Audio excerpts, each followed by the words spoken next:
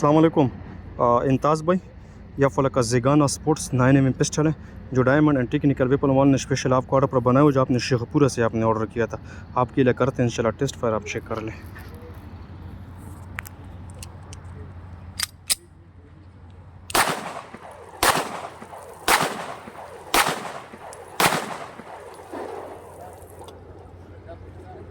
Single fire कर दिया, करते हैं दूसरे मैगजीन से इंशाल्लाह ब्रस्ट फायर।